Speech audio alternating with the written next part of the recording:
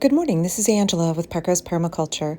Recently, I toured Kailash Ecovillage, located in the Creston-Kenilworth neighborhood in southeast Portland, and I want to take you along for the tour and talk about this fascinating all-rental eco-village community. Kailash began in 2007 when the owners purchased the property, a 1959 30-plus unit apartment complex. In 2010, they purchased the adjacent property as well, which essentially quintupled their gardening space. Kailash currently has about 50 residents in the apartment complex, a tiny home, and a traditional single-family home on the property. As you approach the property from the sidewalk, you can see immediately this is definitely a permaculture-focused eco-village. There is food growing everywhere, and the lush greenness draws you in immediately. It stands out from the rest of the neighborhood. The main building has been retrofitted with a large solar array, and they also have a new metal roof. But the main thing that Ruth and I wanted to visit this community for was to see their fascinating rainwater catchment system. Here you can see even their parking lot is retrofitted to harvest the rainwater. You can tell right away from the street side plantings of kale and fruit trees that this is a gardening-focused community. Inside the gates, the first main garden area is a series of sunken beds that are designed with swales and raised pathways, with that rainwater runoff filtered into these beds. They are lush and green, and even in the dry season, everything has lots of water. The water is designed with an overflow system so that when one sunken bed fills up, the water flows underneath the pathways through pipes into the next bed downhill. When that bed fills up, the overflow goes into the next bed and on so that no rainwater is wasted here. There are 46 individual garden plots here, including one resident who is a full-time market gardener for his work. The community also features communal gardening areas, a fruit orchard, berry and grape patches as well. So the need for water here is high, and they have to focus on using water carefully, especially in our 3-month dry season, where it doesn't rain for virtually all of July, August, and September. If you've watched my other videos on eco-villages and co-housing, you know one of my frustrations is the fact that most co-housing communities are condominium-based, very expensive and unaffordable to most folks. Kailash is different. It is owned by one family, and all of the units are rentals that are kept below market rate.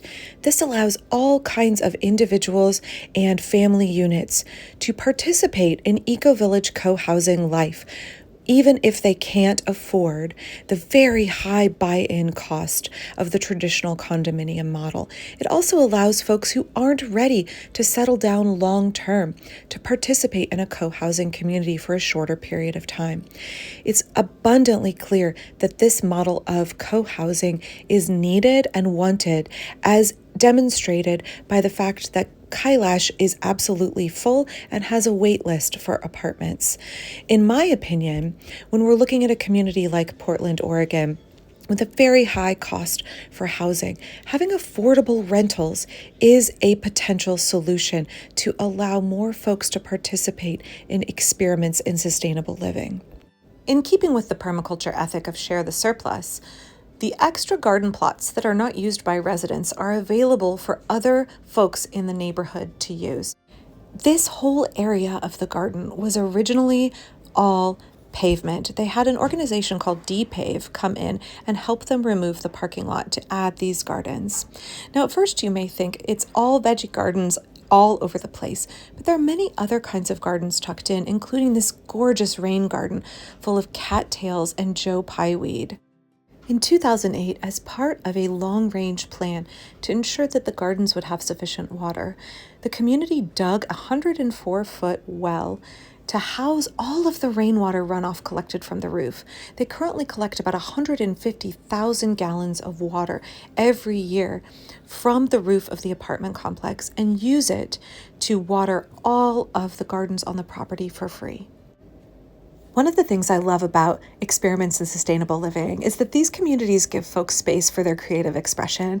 I love this sculpture that utilizes the harvested rainwater as it goes out to the gardens. It's wonderful. It's so full of whimsy and artistry. Similarly, throughout the garden, you can find little hidden bits of artistry, little vignettes tucked here and there. Now, since these large areas of garden had originally been parking lots and a vacant field, they were seriously depleted of organic matter and highly compacted. The owners brought in loads and loads and loads of wood chips in order to build up a thick layer of biomass. Sometimes when we are starting a permaculture system that is highly depleted and lacking in organic material, the best way to jumpstart fertility is to bring in those outside resources, to bring in free sources of organic material from the neighboring community. You can see that this area focuses very much on creating habitat for wildlife as well as for growing food. There were all kinds of pollinator attractor plants tucked in everywhere. Just like these Japanese anemones, all areas of the garden have flowering plants interspersed within the veggies. There are many ways the community gets residents involved with the gardening.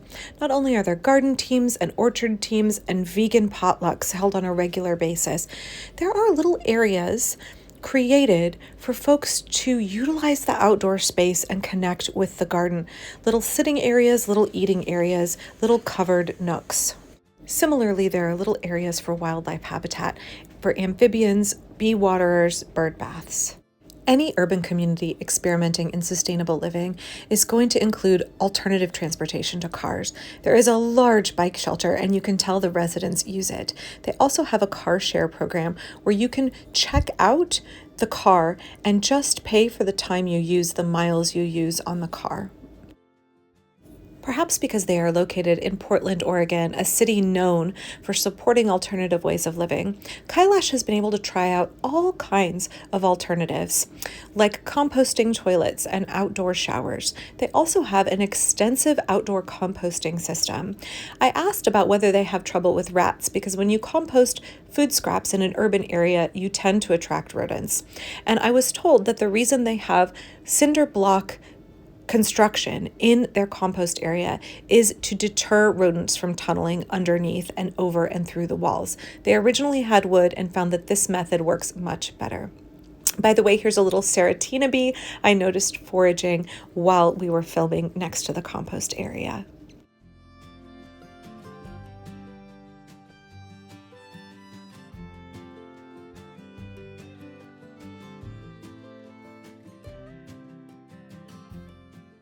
Residents are free to opt in or opt out to these alternative avenues, like outdoor showers and composting toilets. Here you can see the outdoor shower, which many residents utilize heavily in the summer months. A gray water system here captures all of the shower water and uses it in the gardens. Nothing is wasted. I love how the showers and other outdoor structures are often built using scrap wood, repurposing materials that otherwise would be in the waste stream. Kailash's garden may be 8 times the size of Parkrose Permaculture, but they utilize many of the same design elements. Here you can see that materials are clustered together in a convenient location adjacent to the gardens themselves. Poles and buckets and structures and supports are stored here and folks access them as they need them.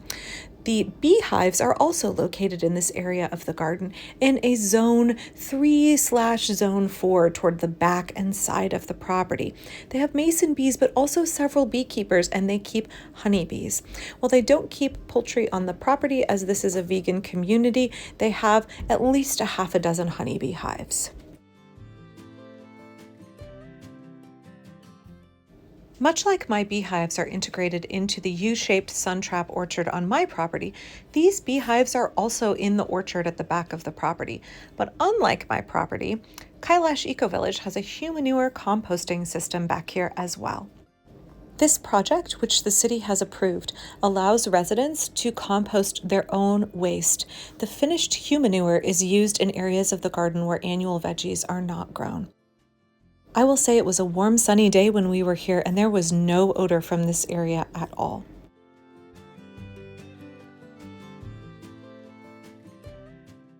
While we didn't go into any of the units while we were there, here you can get a good view at the back of the property. The metal roof was added in 2010.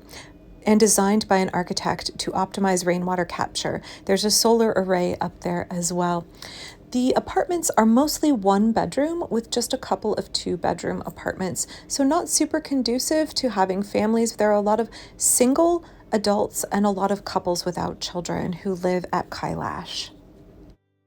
Most eco-village communities are run as condominium associations or communally owned. That means the residents of the community make decisions about large projects and sometimes even the very small details of the running of the community. Kailash is different because it has one main owner and the residents are all renters. That means the owner makes the decisions for changes on the property, definitely the big ones and sometimes the small ones.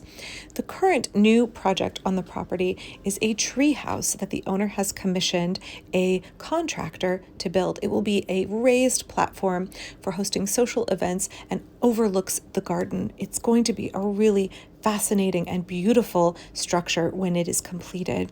But again, the community doesn't get a say in what is built and whether they wanted this structure or not. The owner does. So I want to be really clear.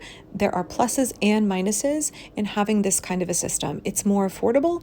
It's easier to access for folks who cannot own a condominium version of a unit in an eco-village, but it also means they have less decision-making power. While we look at the little Buddhist Zen garden in the back of the property, I'll also add that having one owner make the decisions and implement changes and improvements means that things happen fairly quickly on the property. In communities that are run by consensus, there can be a tendency for things to get bogged down in committee meetings, where one member who does not want the changes or disagrees with the vision of other members of the community can grind things to a halt. It can be a very frustrating reality for folks who live in eco-villages, and I notice that Kailash is free of that because the owner makes the decisions. As we toured the grounds at Kailash, one of the things I noticed is how much the community embodies that permaculture principle of slow, small solutions. In even little tiny ways, they are striving for a more sustainable and minimally impactful way of living.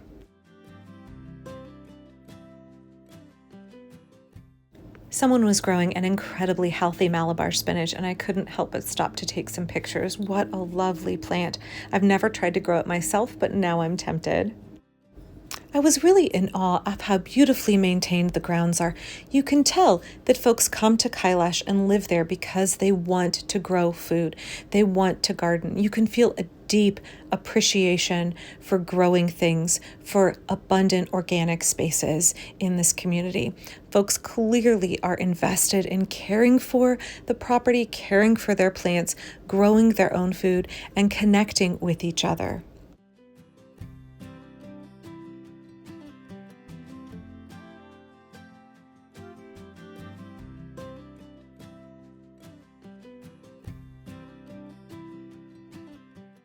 Just because the residents are renters, that doesn't mean that there is any sense of impermanence in the garden.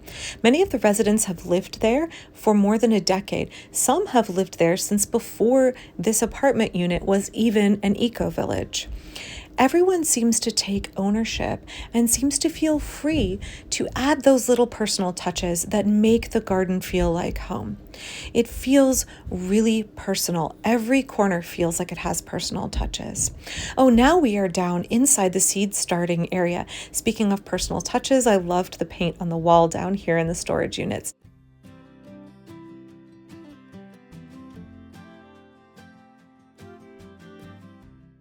Residents here are really committed to living as minimally impactful as they can. It can be difficult when you live in the city to do things perfectly. It can be difficult when you live in a consumer society to reduce your ecological footprint, but they try in every way possible. Toward the end of our tour, we saw what ended up being my favorite part of the garden. Now, in the 50s, when this apartment complex was built, it had a luau theme. Again, not surprising, 1950s. And this was the pool on the property. It has been turned into a beautiful herb garden and blueberry patch. I really enjoyed the fact that they repurposed a resource-heavy and obsolete structure into an area that produces fruit and medicine, creates habitat for pollinators, and is really lovely to look at. Thanks for coming along on our tour of Kailash Ecovillage today. The tour gave me a lot to think about as I am still pursuing my dream of founding an eco-village in Portland, Oregon. There clearly is a need. Both of our eco-villages have long wait lists, and to me it feels like this rental model can be done ethically and opens doors for folks who could not otherwise access eco-village living to experiment in doing so. It gave me a lot to think about, and I was really inspired by the grounds. I hope that you enjoyed touring with me as well. Please check out my Patreon down below and click like and subscribe. Thanks.